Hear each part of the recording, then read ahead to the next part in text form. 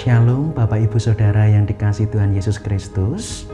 Kembali kita bertemu dan bersekutu di dalam persekutuan doa Pentakosta tahun 2020, di mana kita menggumuli tema karunia penderitaan, menemukan Tuhan di situasi sulit dan mencekam. Kita mungkin bertanya, bagaimana mungkin penderitaan kita sebut sebagai karunia? Penderitaan adalah sesuatu yang kita hindari. Penderitaan adalah sesuatu yang tidak mengenakan dan tidak mendatangkan kebaikan dalam kehidupan kita. Lalu mengapa sekarang kita akan belajar tema karunia penderitaan? Yang mau diajak adalah bahwa hidup kita memang tidak pernah lepas dari penderitaan. Kenyataannya menerima anugerah keselamatan juga menerima pengalaman-pengalaman penderitaan. Kita sebut karunia, sebab itu diizinkan oleh Allah terjadi dalam kehidupan kita. Walaupun dalam penderitaan ada ketidakberdayaan, dalam penderitaan kita seakan menjadi korban, tetapi di dalam penderitaan juga ada karunia, ada pekerjaan Allah dalam kehidupan kita. Pertama, melalui penderitaan kita akan sadar siapa diri kita sesungguhnya, tentang kita yang lemah, tentang kita yang rapuh, tentang kita yang hidupnya sejatinya begitu singkat. Karunia penderitaan menjadikan sadar kalau kita rapuh, kita membutuhkan pertolongan Allah, kita membutuhkan belas kasih Allah. Semakin kita belajar menerima kelemahan kita, semakin kita juga belajar jujur untuk menerima belas kasih Allah atas kehidupan kita. Kedua, dalam karunia penderitaan, justru di sanalah Tuhan turut bekerja dan membentuk kita. Jujur, kebaikan, berkat lebih banyak membuat kita lupa. Tetapi kesusahan penderitaan, dalam ketidakberdayaan, di sanalah Allah bekerja, bahkan mengubah pandangan iman kita. Karena itu justru di sanalah Tuhan membentuk kita melalui penderitaan-penderitaan yang kita alami. Bapak Ibu Saudara, Pekan Doa Pentakosta 2020, karunia penderitaan akan bersama kita gumulkan di dalam 8 tema. Pertama, karunia kelelahan. Kedua, karunia pribadi yang sulit. Ketiga, karunia kehancuran. Keempat, karunia kelemahan. Kelima, karunia kemarahan. Keenam, karunia kehilangan. Ketujuh, karunia kegelapan.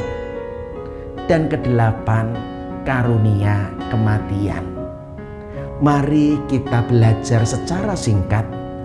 Sebagaimana saat ini kita menderita di masa pandemik, tetapi juga merupakan karunia yang membuat kita semakin membuka hati kepada Allah dan terlebih mengubah pandangan hidup kita.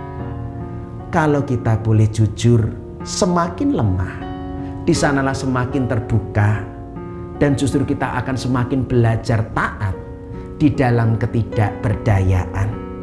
Selamat memasuki persekutuan doa Pentakosta. Mari kita berdoa. Bapa yang Maha Baik, tiba saatnya hari-hari ini menjelang kami merayakan perayaan turunnya Roh Kudus Pentakosta. Kami akan memasuki persekutuan doa di Pekan Pentakosta. Biarlah karunia-karunia penderitaan menjadi pengalaman berharga untuk membuka hati kepada Allah dan untuk mengubah dan membentuk kehidupan iman kami sebagai anak-anak-Mu. Bersabdalah, kami anak-anak-Mu siap untuk mendengar. Amin. Bapak Ibu Saudara yang dikasihi Tuhan, Pertama, kita akan belajar tentang karunia kelelahan. Tentu bukan sekedar kelelahan capek. Kita bisa jadi capek tidur, tapi kalau bangun kemudian segar lagi.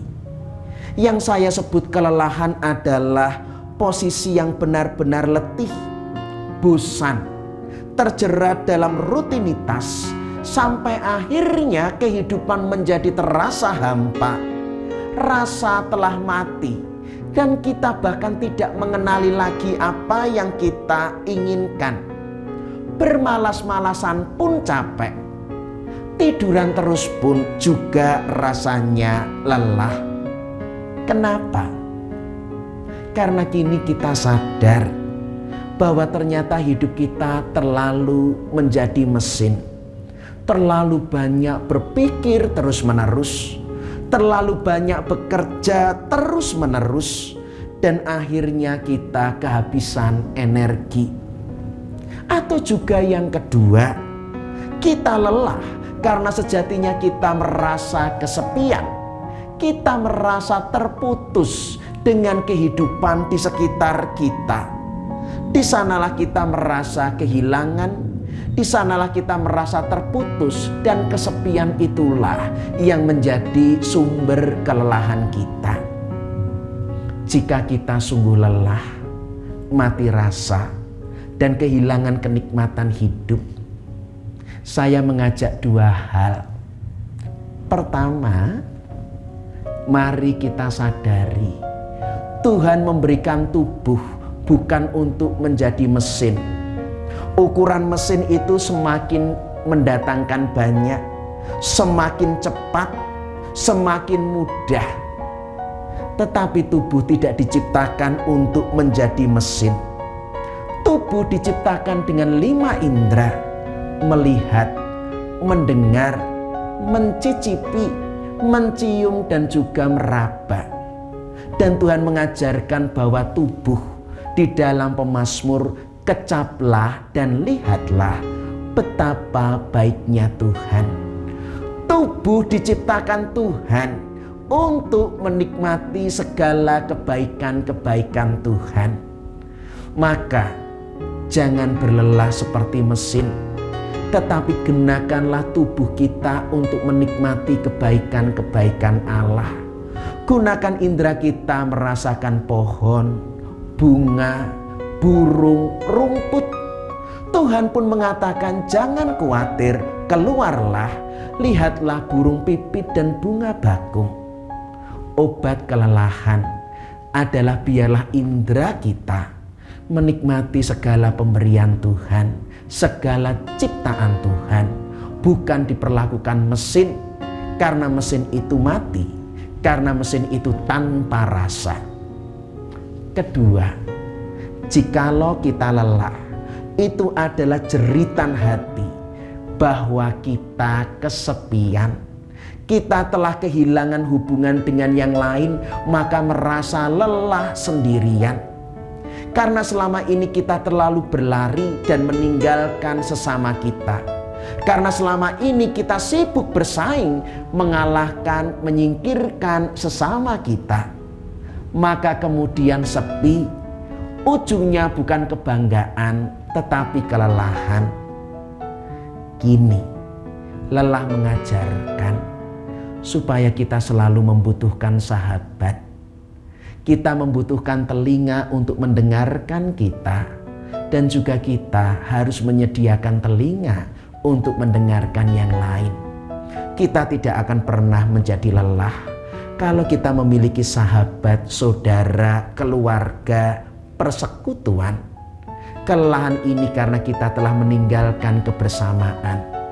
Tetaplah bersama menjadi sahabat yang lain. Di situ juga adalah obat kelelahan. Disitulah kita tidak pernah lagi merasa kesepian. Biarlah kelelahan menjadi anugerah yang mendatangkan dan membentuk kehidupan kita dalam rahmat Allah. Kita berdoa. Kami mengucap syukur atas rahmat-Mu, bahwa di dalam kelelahan kami sadar bahwa tubuh tidak dipaksa untuk bekerja seperti mesin dan mengejar kenikmatan, tetapi di dalam segenap indera kami untuk merasakan segala kebaikan Tuhan, melihat dan mengecap bahwa Engkau begitu baik di dalam merawat kehidupan kami. Karena itu Bapa, biarlah kami memiliki waktu untuk menikmati segala ciptaan-Mu. Kelelahan juga adalah sebuah anugerah supaya kami tidak dalam kesibukan yang sia-sia. Kelelahan anugerah sebagai jeritan bahwa segala persaingan hanya berujung pada kesepian.